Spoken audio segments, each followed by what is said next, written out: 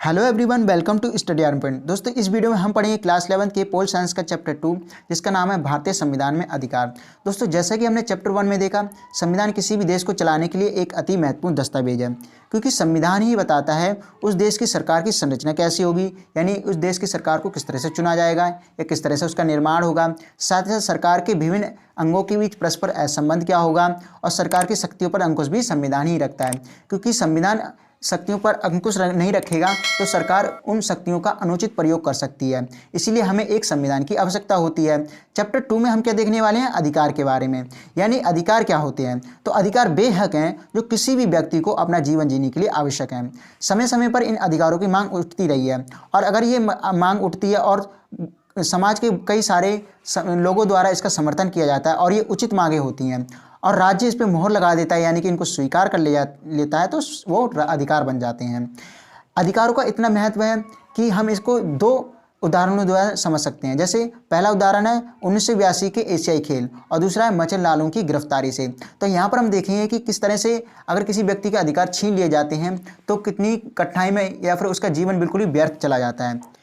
देखिए दोस्तों, 1982 में एशियाई खेल होने वाले थे, लेकिन इन एशियाई खेलों से पहले सरकार को बहुत सारी तैयारी करनी होती है, जिसमें स्टेडियम्स और फ्लाईओवर्स का निर्माण भी करना था, क्योंकि इस फ्लाईओवर्स जो होते हैं वो यातायात को सुगम बनाते हैं और ट्रैफिक जाम नहीं होने देते हैं। साथ साथ खेलने के लिए स्टेडियम्स की जरूरत थी, तो इनका भी निर्माण करना था। तो सरकार ठेकेदारों को अनेक फ्लाईओवर्स और स्टेडियम बनाने के निर्माण का कार्य सौंपती है, और बड़ी संख्या में मजदूरों और मिस्त्रियों की भर्ती की जाती है। ठीक है, तो ये जो ठेकेदार होते हैं ये मजदूरों की और मिस्त्रियों की भर्ती करते हैं, लेकिन इनसे जो काम लिया जाता है वो बहुत ही ज़्यादा दयनीय दिशा में लिया जाता है, यानी कि काम घंटों घंटों को लिया जाता है, लेकिन उनको जो मजदूरी दी जा रही है वो तय मजदूरी से भी कम मजदूरी दी जा रही है।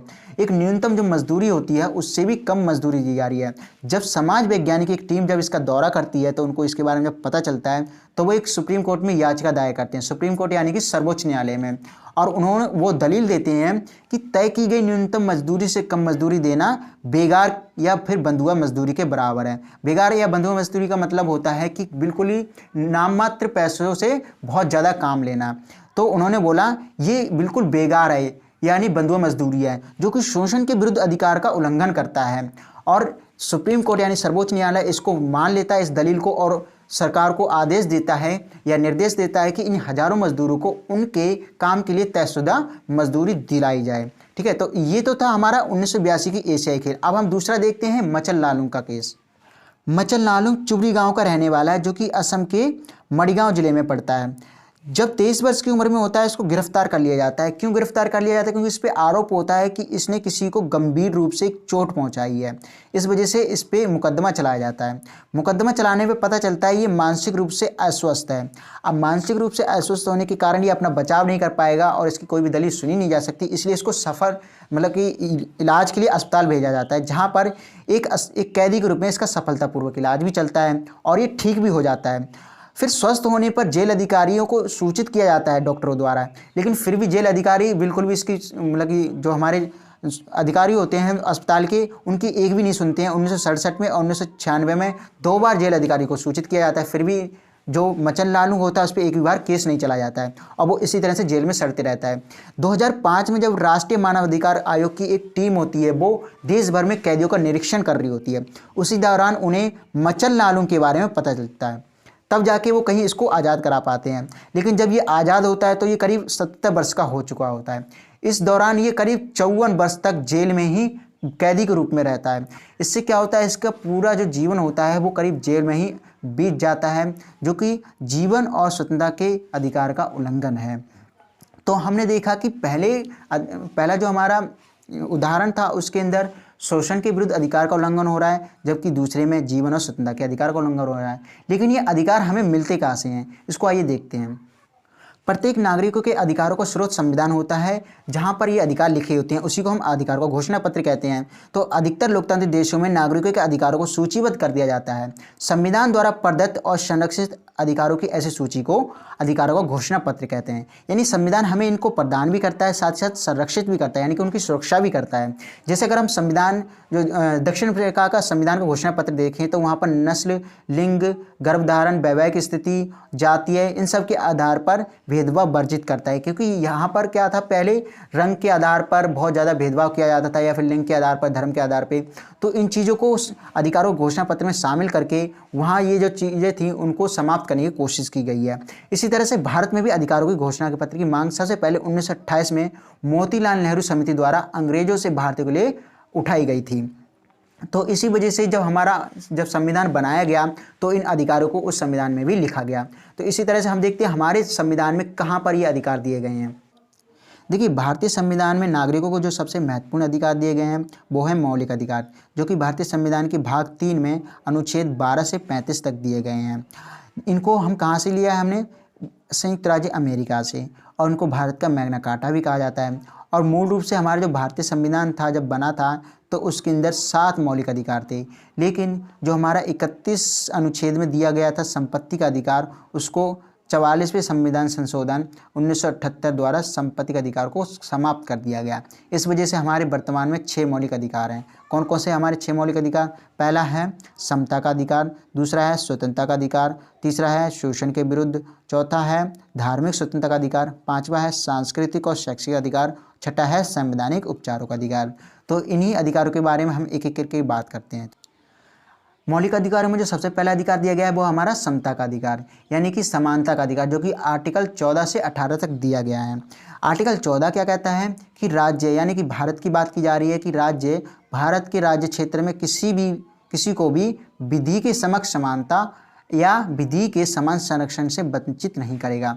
अब यहाँ पर 2 चीज़ें आई हैं, विधि के समक्ष समानता और विधि के समान संरक्षण से वंचित नहीं करेगा। ठीक है, तो ये 2 बातें को हम पहले समझ लेते हैं इसके अंदर कि विधि की समक्ष समानता क्या होता है और विधि के समान संरक्षण क्या होता है। तो देखो, विधि की समक्ष समानता का मतलब है कि सभी व्यक्तियों पर कानून समान रूप से लागू होगा, चाहे वो अमीर हो या गरीब हो, ऊंची जाति का हो या नीची जाति का।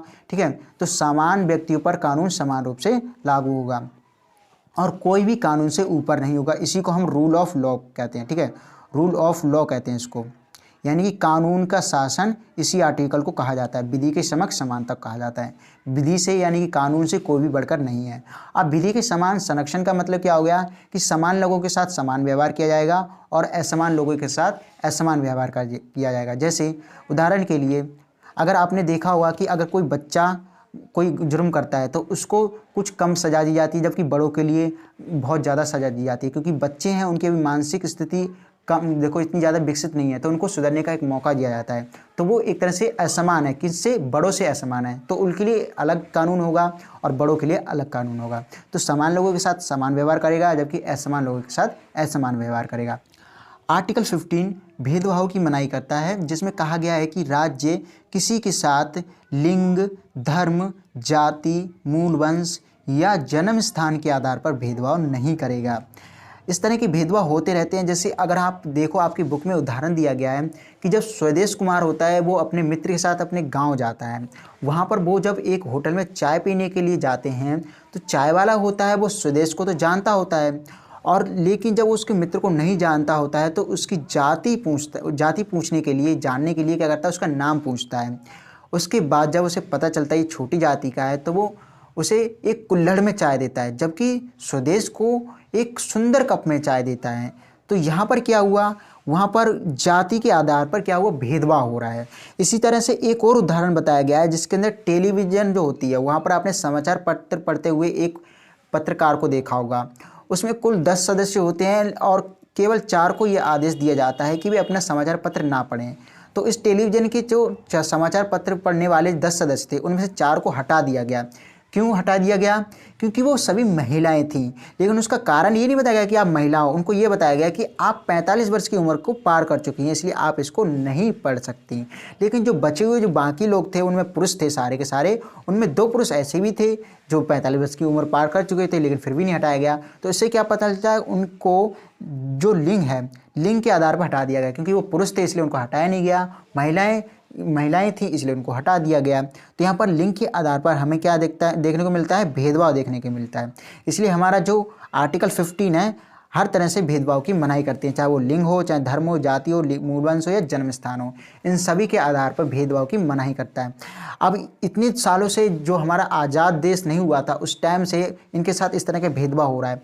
इस वजह से हमें अब बाद भी देखने के लिए मिलता है। इसको लागू करने के लिए राज्य महिलाओं, बच्चों, सामाजिक एवं शैक्षिक रूप से पिछड़े वर्गों के लिए विशेष प्रकार की व्यवस्था कर सकता है। जैसे उदाहरण के लिए जो शिक्षित संस्थाएं होती हैं, एजुकेशनल सेंटर होते हैं, उनमें इनके लिए आरक्षण की सुविधा कर सकता है, क्योंकि जो लोग पहले से ऊपर बढ़ चुके हैं वो तो और ज़्यादा बढ़ जाएंगे, लेकिन जो नीचे रह गए हैं उनको बढ़ने के लिए कुछ सहारा चाहिए, तो वो सहारे का जो जुगाड़ है यानी उनका प्रबंध है वो राज्य करेगा। तो इस तरह से जो भेदभाव की मनाही है उसके साथ साथ जो हमारी समानता का अधिकार है उसको हमारे लागू करने के लिए जो शिक्षण संस्थान है उनमें आरक्षण की सुविधा की जा सकती है। अब हम देखते हैं सार्वजनिक नियुक्तियों में अवसरों की समानता। इसका मतलब ये है सार्वजनिक नियुक्तियाँ कौन सी होती हैं, जो गवर्नमेंट जॉब्स होती हैं उसके अंदर बिल्कुल सबको अवसर मिलेगा, समान अवसर मिलेंगे।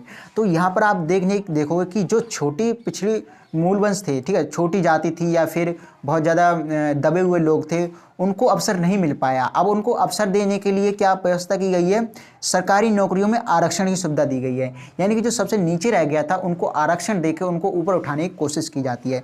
इसीलिए अगर हम कोई कहे कि ये समानता के अधिकार के विरुद्ध है, आर्टिकल 16 या फिर ये जो यहाँ पर आरक्षण की व्यवस्था की गई है, तो ये बिल्कुल गलत होगा, क्योंकि आरक्षण द्वारा सिर्फ उन लोगों को ऊपर उठाने की मतलब कि कोशिश की जाएगी जो सामाजिक या आर्थिक रूप से पीछे रह गए हैं। तो ये बिल्कुल ही सही है, ठीक है। तो ये हो गया हमारा आर्टिकल 15 और आर्टिकल 16। आर्टिकल 17 क्या करता है, अस्पृश्यता का अंत करता है। अस्पृश्यता क्या होती है, छुआछूत, ठीक है। छुआछूत का मतलब होता है ऐसे व्यक्तियों से व्यक्ति से दूर रहना जिनको अछूत माना जाता है। यानी कि जो शमशान वगैरह में मुर्दों को जलाते थे उनको अछूत माना जाता था, या फिर जो नीच काम करते थे जैसे झाड़ू लगाने का या फिर कोई सफाई का काम करते थे उनको अछूत माना जाता था, ठीक है। तो इन लोगों क्या होता था कि गांव में घुसने तक नहीं दिया जाता था और उनको छूना भी या फिर देखना भी बहुत ज़्यादा अशुभ माना जाता था। तो इस तरह की जो प्रथा थी उसका अंत करता है आर्टिकल 17। आर्टिकल 18 क्या करता है, उपाधियों का अंत करता है। इसमें कहा गया है कि सैनिक और शैक्षिक उपाधियों के अलावा किसी तरह की उपाधि कोई धारण नहीं कर सकता है। जैसे आपने देखा होगा कि आज़ाद होने से पहले भारत में कई सारे राजा महाराजा थे, उनको राय साहब किसी को बुलाते थे, किसी को राय बहादुर, किसी को महाराज बुलाया जा रहा है। तो इस तरह की जो उपाधि थी अब वो कोई नहीं धारण कर सकता है सिवाय सैनिक और शैक्षिक उपाधियों के। तो सैनिक कौन सी होती हैं, जैसे आपने देखा होगा जनरल, मेजर जनरल, ठीक है। इस तरह की जो उपाधि होती है वो सैनिक की होती हैं। और शैक्षिक संस्थानों में जैसे आप देखोगे कि डॉक्टर लग जाता है, PhD वगैरह जो कर लेते हैं, इस तरह की जो उपाधि होती है सिर्फ वही रख सकते हैं, बाकी कोई उपाधि नहीं रख सकता है। बाकी सभी उपाधियों का अंत करता है आर्टिकल 18। दूसरा मौलिक अधिकार जो हमें दिया गया है वो है स्वतंत्रता का अधिकार, जो कि हमारे संविधान में ये गलत है, आर्टिकल 19 से लेकर आर्टिकल 22 तक दिया गया है, ठीक है।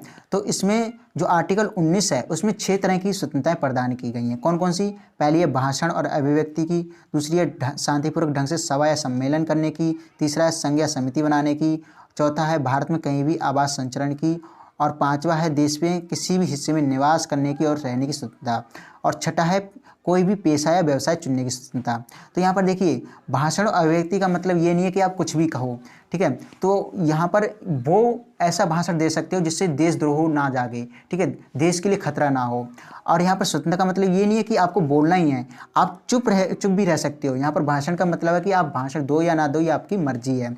साथ ही तो शांतिपूर्ण ढंग से सभा सम्मेलन करने की स्वतंत्रता का मतलब है कि यहाँ पर कोई भी उपद्रव नहीं होना चाहिए, हथियारों के बगैर सम्मेलन होना चाहिए, ठीक है। और संघ और समिति बनाने की स्वतंत्रता तो आपको पता ही है कि आप कोई भी किसान यूनियन वगैरह जैसे संघ होते हैं या फिर मजदूर संघ होते हैं, इस तरह की कोई भी आप संघ बना सकते हो कोई भी। भारत में कहीं भी आवास संचरण का मतलब हो गया कि आप बिना रोक टोक कहीं पे भी जा सकते हो, आपकी कोई वीज़ा की जरूरत नहीं पड़ेगी, आप किसी भी राज्य में जा सकते हो। देश में किसी भी हिस्से में आप निवास रख सकते हो, वहाँ पर आप आराम से जाके रह सकते हो, ज़मीन वगैरह खरीद सकते हो, वहाँ पर जाके आप पेशा भी चुन सकते हो। तो देखो इसको याद कैसे करोगे, ये इतनी 6 तरह की स्वतंत्रता है। देखो सबसे पहले भाषण और अभिव्यक्ति देंगे तो क्या होगा, लोग हमसे जुड़ेंगे, ठीक है। जुड़ने का मतलब हो गया वो हमारे विचारों से प्रभावित हो सकते हैं। तो हम क्या करेंगे, बहुत सारे लोग हो गए, अब क्या करना है, हमें सम्मेलन करना है, ठीक है। सम्मेलन करेंगे तो ऐसे थोड़ी ना हो जाएगा, उसके लिए समिति बनानी पड़ेगी, तो संघ या समिति बनाएंगे, ठीक है, तभी तो हम सम्मेलन अपना एक नाम देंगे ना उसको, सम्मेलन को। अब फिर ये सब हो गया तो उसके बाद एक ही जगह थोड़ी ना ये भाषण वगैरह देते रहेंगे, सम्मेलन करते रहेंगे। तो पूरे देश में जाके करना पड़ेगा ना, तो हमें संचरण करने की जरूरत है, यानी कि कहीं पे भी आने जाने की स्वतंत्रता होनी चाहिए। फिर जब हम वहाँ जाएंगे तो ऐसा थोड़ी ना कि वहीं पर ऐसे चलते रहो, कहीं रुकना भी तो है, तो वहाँ पर हम निवास कर सकते हैं जाके। तो ये 5वां आ गया हमारा निवास वाला पॉइंट। फिर छठा आ गया निवास तो कर लिया, अब पैसे कहाँ से आएँ? हम ये भाषण भी दे रहे हैं, सभा भी कर रहे हैं, सम्मेलन बना रहे हैं, ठीक है, जा भी रहे हैं, इसके लिए ट्रैवल के लिए पैसे तो चाहिए, तो इसके लिए हम कोई व्यवसाय चुनेंगे वहाँ पर जाके, ठीक है। तो ये एक ट्रिक है याद करने की। पहला हो गया कि अगर हम भाषण देंगे, फिर उसके बाद लोग हमसे प्रभावित होकर सम्मेलन करेंगे, सम्मेलन का एक नाम होगा जिसे हम समिति कह देते हैं, फिर उसके बाद हम सभी मिलकर कहीं जाएंगे तो उसे संचरण कहते हैं। संचरण करने के दौरान हम कहीं निवास भी कर सकते हैं और आखिरकार अपना व्यवसाय भी चुन सकते हैं। तो एक ट्रिक है जिसकी वजह से आप आराम से याद कर सकते हो कि कितनी स्वतंत्रता दी गई है। 6 स्वतंत्रता दी गई हैं जो कि आर्टिकल 19 में बताई गई हैं।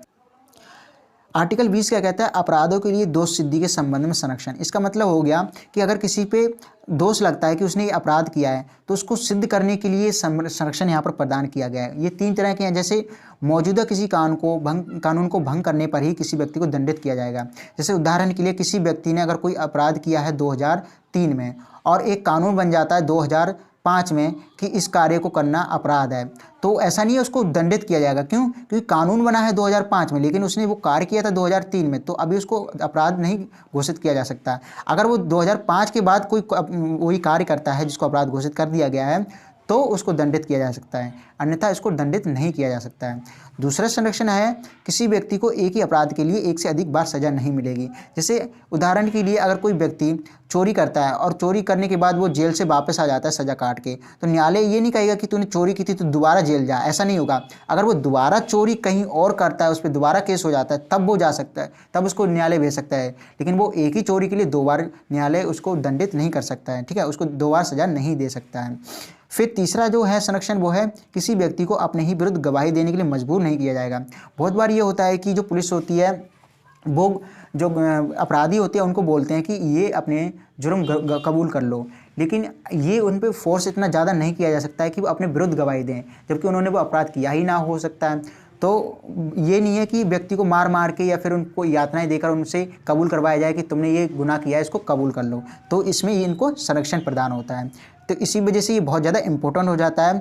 और पहले इसको आपातकाल के दौरान, तो जब ये आपातकाल लगा था हमारे देश में, तो इसको क्या हुआ था कि निलंबित कर दिया गया था। लेकिन 44वां संविधान संशोधन 1978 जब हुआ तो उसमें ये घोषणा की गई, मतलब ये लिखा गया कि इस अधिकार को आपातकाल में भी निलंबित यानी कि ख़त्म नहीं किया जा सकता है। आर्टिकल 21 क्या कहता है? जीवन और दैहिक स्वतंत्रता का अधिकार। इसमें कहा गया है किसी व्यक्ति को उसके प्राण या दैहिक स्वतंत्रता से विधि द्वारा स्थापित प्रक्रिया के अनुसार ही वंचित किया जाएगा, अन्यथा नहीं। तो यहाँ पर लिखा है विधि द्वारा स्थापित प्रक्रिया। ये विधि द्वारा स्थापित प्रक्रिया क्या होती है?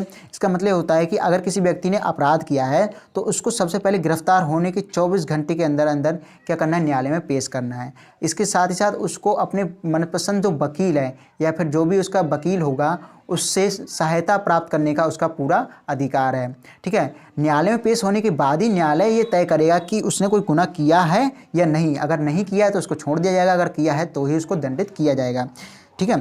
तो ऐसे कई सारे मतलब कि ऐसे कई सारे अधिकार हैं जो पिछले वर्षों में जो सुप्रीम कोर्ट यानी सर्वोच्च न्यायालय है जिन्होंने हमारा इस अधिकार मतलब आर्टिकल 21 का भाग माना है। जैसे सूचना का अधिकार, निजता का अधिकार, स्वच्छ पर्यावरण का अधिकार और सोने का अधिकार। ये वो अधिकार हैं जो कि आर्टिकल 21 का अंग माने जाते हैं। जैसे सूचना का अधिकार का मतलब ये हो गया कि अगर हम किसी भी जो हमारी सरकारी संस्था है उससे अपने कार्यों की जानकारी चाहें तो मांग सकते हैं। निजता का मतलब राइट टू प्राइवेसी, ठीक है। प्राइवेसी मतलब हमारी प्राइवेसी है कि हम किसी को अपने बारे में कुछ ना बताएं, ठीक है। ये हमारा अधिकार है। हमारा अधिकार है कि हम स्वच्छ पर्यावरण में सांस लें, एक स्वच्छ पर्यावरण में अपना जीवन यापन करें। साथ ही सोने का अधिकार भी हमारा है।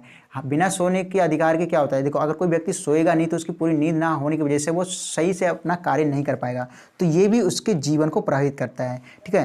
तो ये आर्टिकल जो मतलब कुछ अधिकार दिए गए हैं, ये कुछ पिछले वर्षों में जो सुप्रीम कोर्ट है वहाँ जब कुछ केस गई तब उन्होंने इस तरह के अधिकारों को इस आर्टिकल 21 का अंग घोषित किया है। आर्टिकल 22 क्या करता है, बंदी बनाए जाने के संबंध में संरक्षण प्रदान करता है। अब देखिए बंदी दो प्रकार से बनाया जाता है, एक तो सामान्य विधि द्वारा और दूसरा निवारक नज़रबंदी विधि द्वारा। अब इस सामान्य विधि हमने पहले ही बताया था कि इसके अंदर क्या होता है कि सबसे पहले गिरफ्तारी के कारणों को ठीक से मतलब बहुत जल्दी से जल्दी बताना होता है कि आपको क्यों गिरफ्तार किया गया है। साथ ही साथ वो जो जिसको गिरफ्तार किया गया उसको अपने पसंद के वकील से सलाह लेने और उससे बचाव करने का अधिकार है। और साथ ही साथ गिरफ्तारी के 24 घंटे के भीतर नज़दीकी जो सबसे नज़दीकी न्यायालय होता है उसके सामने पेश किए जाने का अधिकार है, मैजिस्ट्रेट के सामने। ठीक है, तो मैजिस्ट्रेट यानी कि न्यायालय ही उसकी आज्ञा के बिना किसी को 24 घंटे से अधिक समय के लिए बंदी नहीं रख सकते। अगर 24 घंटे से अधिक बंदी रखते हैं तो उसको छोड़ना पड़ेगा। ठीक है, 24 घंटे से ज़्यादा नहीं रख सकते हैं। अगर 24 घंटे तक रहता है तो उसको सबसे पहले न्यायालय ही बताएगा कि उसने अपराध किया है कि नहीं किया है। ये तो होगी सामान्य विधि। और एक होती है निवारक नज़रबंदी विधि। निवारक नज़रबंदी का अर्थ होता है बिना मुकदमा चलाए किसी व्यक्ति को हिरासत में रखना। ये तब किया जाता है जब किसी व्यक्ति पर ये शक होता है कि वो भविष्य में कुछ गैर कानूनी काम कर सकता है, या फिर वो आतंकवादी हो सकता है, या फिर समाज के नागरिकों को क्या कर सकता है, वो नुकसान पहुंचा सकता है। तो इस अर्थ में उसको गिरफ्तार कर लिया जाता है बिना किसी प्रक्रिया के और उसको जेल भेज दिया जाता है। लेकिन यहाँ पर उसको संरक्षण भी प्राप्त है संविधान के द्वारा। वो किस तरह का संरक्षण है, जैसे अधिकतम उसको 3 महीने तक ही बंदी बनाया जा सकता है। 3 महीने बाद अगर उसको आगे बढ़ाना है तो सबसे पहले ये देखना पड़ेगा कि गिरफ्तारी उचित है या अनुचित है। तो इसके लिए एक सलाहकार बोर्ड का गठन किया जाता है, जिसमें जो सर्वोच्च न्यायालय होते हैं उसके जो भूतपूर्व न्यायाधीश होते हैं वो हो सकते हैं, या फिर उच्च न्यायालय के जो न्यायाधीश होते हैं वो हो सकते हैं। ठीक है, तो वो सलाहकार बोर्ड ही ये तय करेगा कि आगे अवधि को बढ़ाया जाए गिरफ्तारी की या फिर नहीं बढ़ाया जाए। अगर वो कहते हैं तभी बढ़ा सकते हैं, अन्यथा नहीं बढ़ा सकते हैं। तीसरा जो हमारा मौलिक अधिकार है वो है शोषण के विरुद्ध अधिकार, जो कि आर्टिकल 23 और 24 में दिया गया है। आर्टिकल 23 क्या कहता है, मानव के दुर्व्यापार और बंधुआ मजदूरी पर रोक। यानी कि मानव का जो दुर्व्यवहार होता था, यानी ह्यूमन ट्रैफिक होती थी, जो इंसान होते थे उनको खरीदा बेचा जाता था पहले, उसको ख़त्म करना, और बंधुआ मजदूरी को ख़त्म करना। जैसा कि हमने अभी देखा था कि मजदूरों से किस तरह से काम लिया जा रहा है, उनको बिल्कुल न्यूनतम मजदूरी दी जा रही है, उससे भी कम दी जा रही है। ठीक है, तो इस तरह से जो बंधुआ मजदूरी होती है उसको बिल्कुल ही ख़त्म करना, और मानव के व्यापार पर बिल्कुल ही उसको रोक लगाना उस पर। ठीक है, जैसे उदाहरण के लिए पहले दास प्रथा थी। दास के रूप में मानव को क्या करते थे कि इधर से उधर बेच दिया जाता था, वो अपनी निजी संपत्ति मानते थे। और साथ ही साथ जो साहूकार होते थे, ज़मींदार होते थे, वो इतना पैसा ले लेते थे लोगों से, मतलब पैसा इतना लोगों को दे देते थे, उन पे इतना ज़्यादा कर्ज कर देते थे कि लोग उनकी बंधुआ मजदूरी करने के लिए मजबूर हो जाते थे, और उनको मजबूरन उनकी मतलब कि बिना पैसों के ऐसे ही बेगार करनी पड़ती थी। और अभी भी देश में क्या वर्तमान में हमें भट्टे के काम में बंधुआ मजदूरी कहीं कहीं देखने के लिए मिलती है। तो इस तरह के जो कार्य हैं उन पे हमारा जो आर्टिकल 23 है वो रोक लगाता है। आर्टिकल 24 क्या कहता है, 14 वर्ष से कम आयु के किसी बच्चे को किसी खतरनाक फैक्ट्री, उद्योग या कारखाने में काम करने की मनाही है।